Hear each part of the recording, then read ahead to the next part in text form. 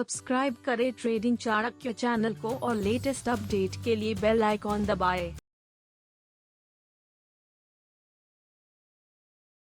नमस्कार दोस्तों, ट्रेडिंग चाणक्य की यूट्यूब चैनल में मैं अनमोल मित्तल करता हूं आप सबका फिर से बहुत बहुत स्वागत। और आज दोस्तों बात करने वाले गोल्डन रूल्स फॉर ट्रेडिंग।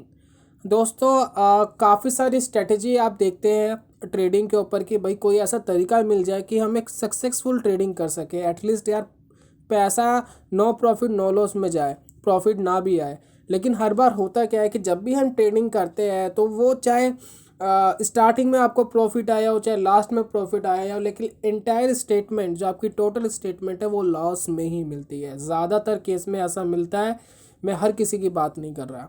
और मार्केट में कहा जाता है कि 90% ट्रेडर जो है अपनी मनी लूज़ करते हैं। सिर्फ 10% से लेकर 5% ही ट्रेडर्स मार्केट के अंदर पैसा कमा पाते हैं। और ये सिर्फ स्टॉक मार्केट की बात नहीं है, ये कमोडिटी मार्केट में भी अप्लाई होता है, ये करेंसी मार्केट में भी अप्लाई होता है। किसी भी तरीके की ट्रेडिंग जहाँ प्राइस ऊपर नीचे जाता है वहाँ पर यही जो है रिजल्ट है। तो क्या गलती कर रहे हैं भाई हम? क्या हमारा इंडिकेटर गलत है? क्या हम जिस स्ट्रैटेजी पे काम कर रहे हैं वो स्ट्रैटेजी गलत हो जाती है? हम जब बैक टेस्ट करते हैं तो चीज़ें सही दिखती है, लेकिन जब हम रियल मनी लगा कर काम करते हैं तो चीज़ें अलग हो जाती है। तो ये बहुत सारे क्वेश्चंस आपके दिमाग में होंगे कि भाई ऐसा क्या करें। हमारे चैनल पे आए दिन एक नया इंडिकेटर, एक नई स्ट्रैटेजी आपको बताई जाती है। तो क्या वो नई स्ट्रैटेजी काम करेगी, पुरानी नहीं करेगी? या वो नई चीज़ ज़्यादा बढ़िया है, पुरानी चीज़ ज़्यादा बढ़िया नहीं है? तो बहुत सारी कन्फ्यूज़न पैदा है। हज़ारों वीडियोज़ है, हज़ारों थ्योरम है, 250 से 300 से ज़्यादा इंडिकेटर्स है। भाई किस किस का इस्तेमाल करे, किसका ना करे?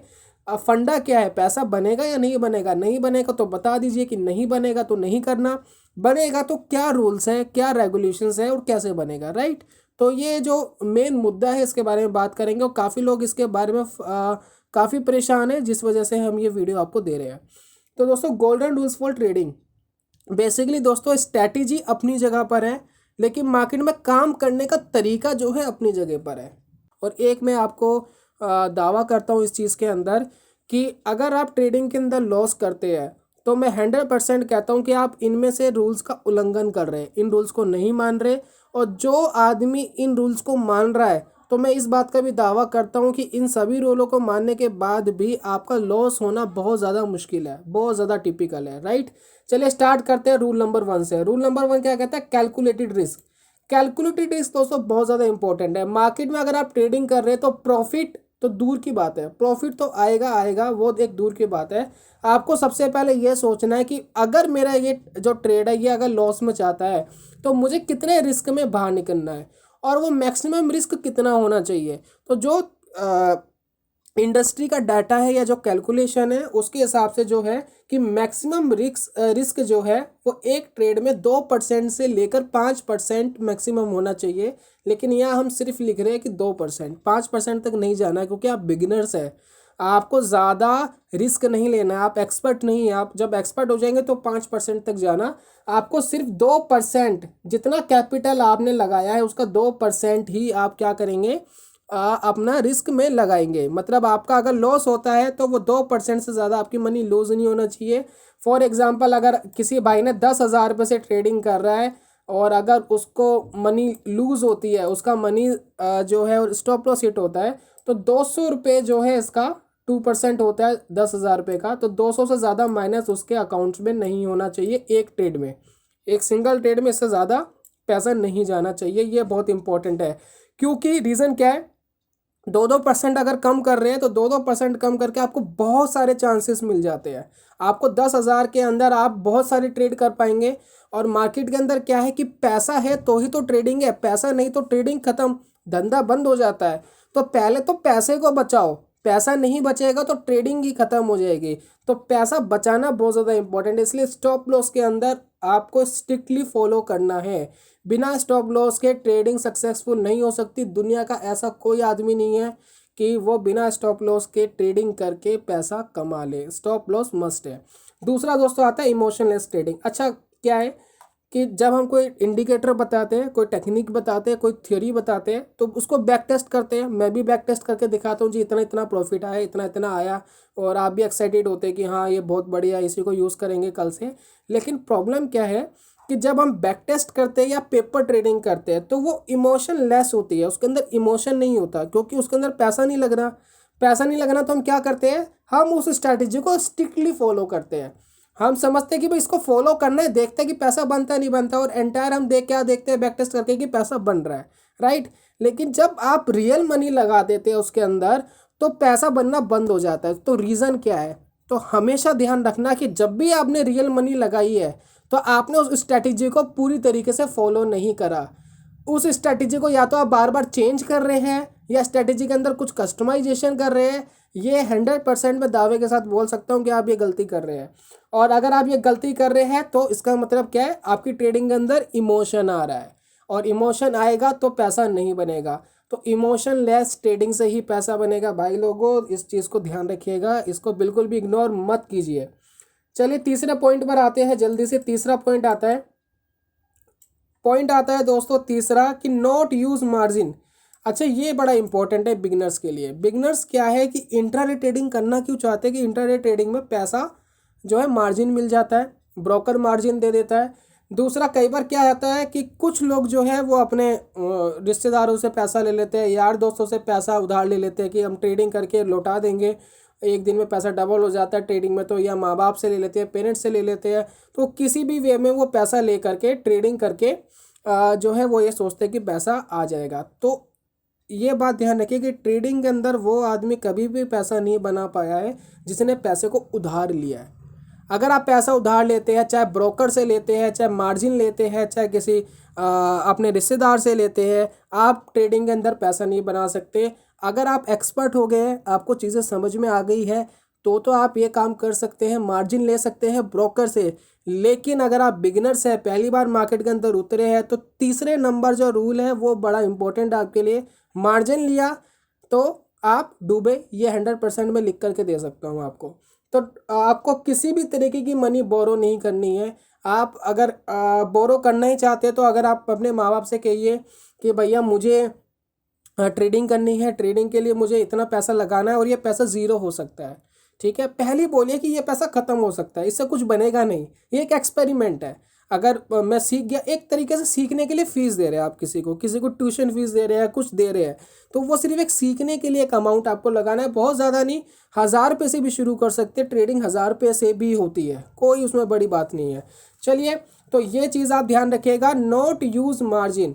चलिए, फोर्थ जो हमारे पास रूल आता है, trade in trend, avoid flat market.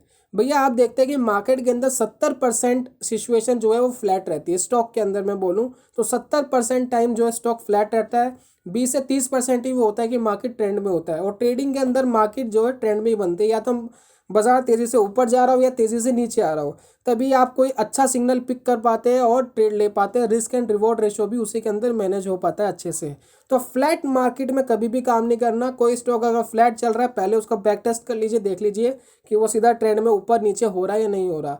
अगर नहीं हो रहा तो उसमें काम नहीं करना है। वो एक रेंज बाउंड में काम कर रहा है तो काम नहीं करना है, वो एकदम वॉलेटाइल होना चाहिए।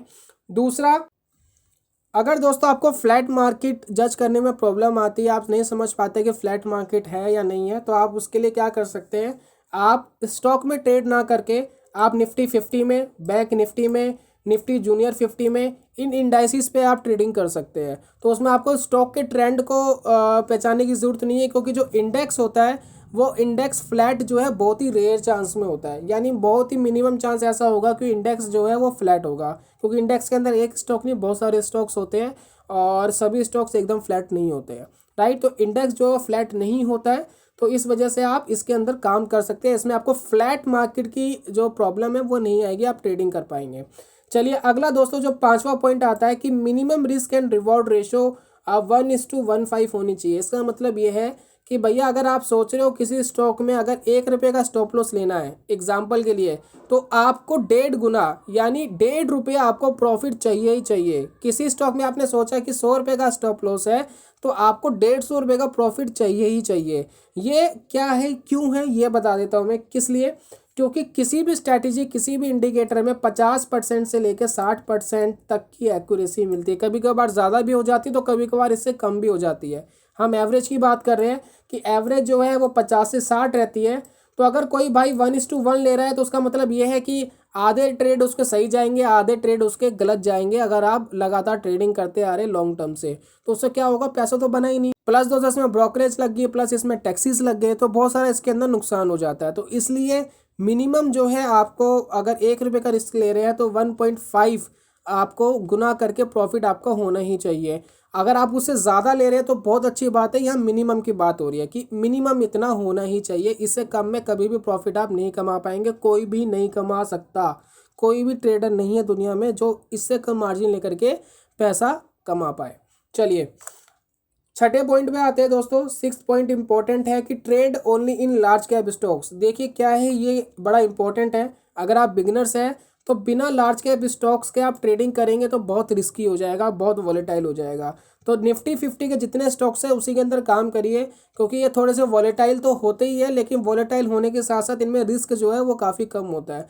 7वां पॉइंट इसमें आता है कि डोंट चेंज स्ट्रैटेजी। ये मैं पहले आपको बता चुका हूँ, अगर आप स्ट्रैटेजी को बार बार चेंज करते रहते हैं अपनी, तो स्ट्रैटेजी कभी भी सही या गलत नहीं होती है। आपके जो रूल्स हैं ये उसको सही गलत बना देते हैं। स्ट्रैटेजी को सही करना आपके ऊपर है। अगर कोई भाई एक मूविंग एवरेज देखकर काम करता है तो इनफ है, उसमें कोई प्रॉब्लम नहीं है। अगर कोई भाई आरएसआई देखकर काम करता है उसमें भी कोई प्रॉब्लम नहीं है। लेकिन अगर रूल्स फॉलो नहीं करे तो स्ट्रैटेजी कभी भी काम नहीं करेगी। तो स्ट्रैटेजी पे ब्लाइंड फेथ होना चाहिए बिल्कुल, कि आपकी मूविंग एवरेज आपको पैसा देकर ही जाएगी और आपको हर ट्रेड उसी के हिसाब से लेने हैं। आपको कोई उसमें चेंजिंग नहीं करनी है। अगर चेंजिंग करेंगे तो पैसा कभी भी नहीं बनेगा। तो एक अमाउंट लीजिए भाई, 1000 रुपये लीजिए, एक स्ट्रैटेजी लीजिए कि ये स्ट्रैटेजी मेरे लिए सही है, बैक टेस्ट कर लीजिए। बैक टेस्ट में अगर पैसा बना है तो आगे भी बनेगा। 1000 रुपये लेकर के उसमें ट्रेडिंग करिए और 1000 रुपये को ज़ीरो करना है सभी रूल को फॉलो करते हुए, तो आपको चीज़ें समझ में आएगी। 8वां दोस्तों इसमें क्या है कि लुक एवरी टाइम फ्रेम। हम क्या गलती करते हैं कि हम सिर्फ एक ही टाइम फ्रेम को देख लेते हैं। मान लेते हैं किसी भाई ने 15 मिनट के टाइम फ्रेम पे काम कर रहा है इंट्राडे ट्रेडिंग में, तो इंट्राडे ट्रेडिंग में वो मूविंग एवरेज देख रहा है तो 15 मिनट के टाइम फ्रेम पे ही वो पूरा फेथ करता है। लेकिन अगर आपको ट्रेंड अच्छा पहचानना है तो वो ट्रेंड अगर बुलिश है, अगर आप बुलिश मार्केट में काम कर रहे हैं तो वो एक दिन के टाइम फ्रेम में भी बुलिश होना चाहिए, 30 मिनट के टाइम फ्रेम में भी बुलिश होना चाहिए, 5 मिनट में भी बुलिश होना चाहिए, 15 मिनट में भी बुलिश होना चाहिए। उसी स्टॉक में काम करिए जो सभी स्टॉक सभी टाइम फ्रेम के अंदर वो बुलिश है या बेरिश है। अगर शॉर्ट का ट्रेड ले रहे हैं तो सभी टाइम फ्रेम में बेरिश, अगर बुल का टाइम ले रहे हैं तो सभी जो टाइम फ्रेम है उसमें बुलिश होना चाहिए। थोड़ा सा टाइम लगेगा आपको ये जज करने में, देखने में कि है या नहीं है, लेकिन जब ज़्यादा सिक्योरली काम करेंगे तो ही ज़्यादा सिक्योरली पैसा बनेगा, राइट।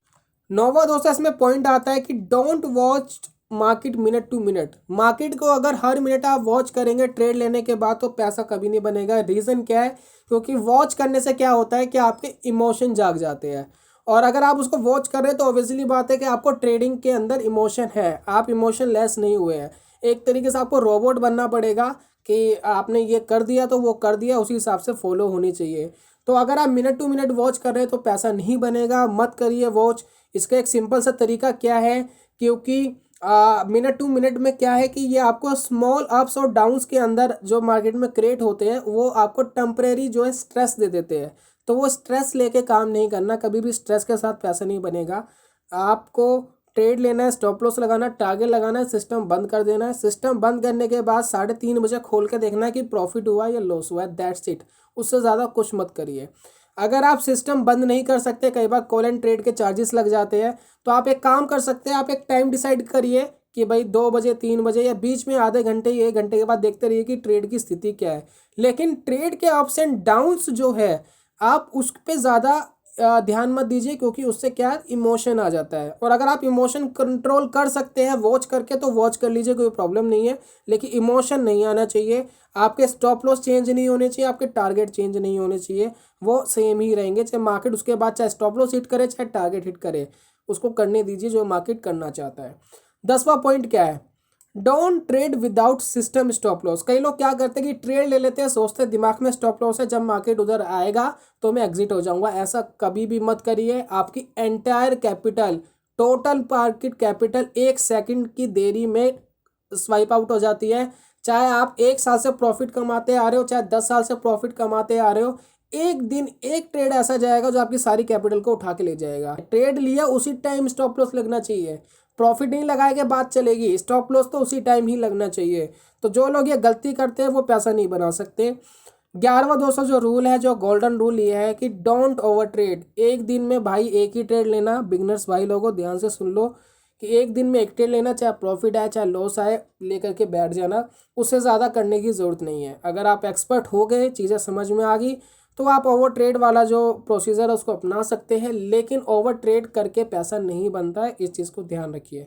चीज़ें अगर सही नहीं हो रही है, क्योंकि मार्केट की कई बार वॉलेटिलिटी सही नहीं होती है, मार्केट एक बार ऊपर जाता है, एक बार नीचे, एक बार ऊपर एक बार नीचे, इसको कहते हैं consolidated situation, range bound situation. Market एक रेंज में काम कर रहा है और उस रेंज के अंदर पैसा नहीं बनता है, तो जितने भी ट्रेड लेंगे उस दिन वो सारे गलत ही जाएंगे।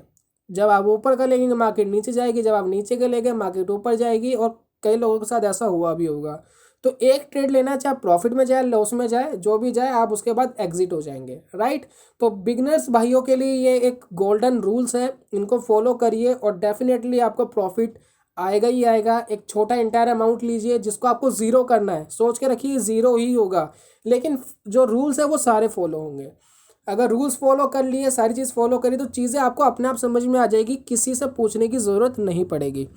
तो उम्मीद है आपको ये जो पूरा प्रोसीजर है, जो रूल्स का, ये आपको समझ में आ गया होगा, इसकी इंपॉर्टेंस आपको समझ में आ गई होगी। और अच्छा लगा हो तो ज़रूर बताइएगा। मैं जल्दी मिलता हूँ नेक्स्ट वीडियो में कमाल के कॉन्सेप्ट के साथ। तब तक के लिए good bye, God bless you, bye bye दोस्तों।